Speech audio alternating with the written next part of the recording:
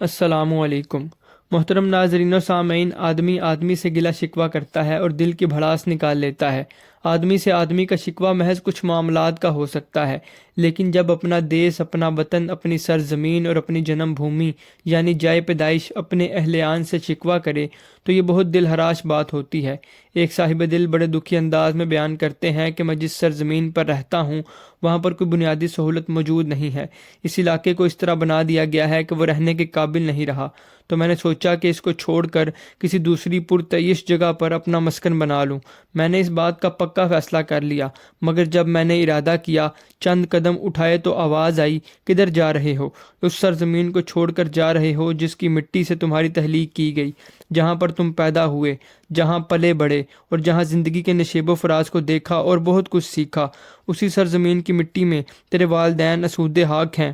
تیرے عزیز و اقارب اسی سرزمین پر سو رہے ہیں۔ تو جدھر بھی جائے گا اس سرزمین کی خوشبو تیرے اندر سے نہ جائے گی، جہاں بھی جائے گا تیری شناخت اسی سرزمین کے باشندے کے طور پر ہوگی۔ وہ صاحب دل فرماتے ہیں کہ جب یہ آواز میرے اندر تک گئی تو میں رک گیا اور میرے پاؤں واپس لوٹ گئے۔ تو یہی شکوہ مدینہ الشہداء، برصغیر کا خطہ یونان اور علم و ادب کی سرزمین گجرات اپنے باشندگان سے کرتی ہے اور کہتی ہے کہ میری اس مٹی پر کیسے کیسے لوگ آئے۔ راجہ پورس،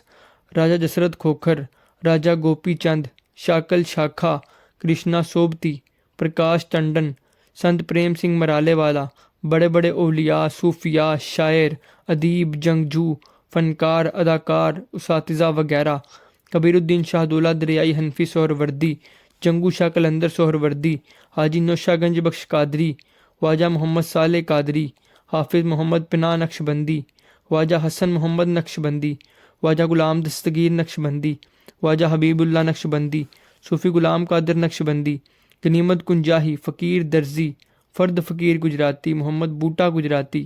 بابا قصور مند، پیر فضل حسین فضل گجراتی، کشمیری لال ذاکر، انور مسعود، صبیحہ خانم، شانتی بیگم، اوریا مقبول جان، سہیل وڑائچ۔ کون سا شعبہ ایسا نہیں جہاں پر میرے باشندگان اوج تک نہ پہنچے ہوں۔ میری سرزمین سے صدر پاکستان، وزیر اعظم Pakistan, chief of army staff, chief of naval staff, chief of air staff, وزیر اعلیٰ پنجاب، گورنر پنجاب، غرض ہر جگہ پر میرے باشندگان ایک خاص مقام رکھتے ہیں، مگر افسوس کا مقام یہ ہے کہ آج تک مجھے میرے حقوق نہ مل سکے۔ سرزمین گجرات بجا طور پر شکوہ کر رہی ہے کہ پاکستان میں جب بھی کوئی نیا ضلع، تحصیل یا ڈویژن بنائی گئی تو اسے قائم رکھا گیا، لیکن جب گجرات کو ڈویژن کا درجہ دیا گیا تو اسے کیوں معطل کیا گیا اور اسے ابھی تک بحال کیوں نہیں کیا گیا؟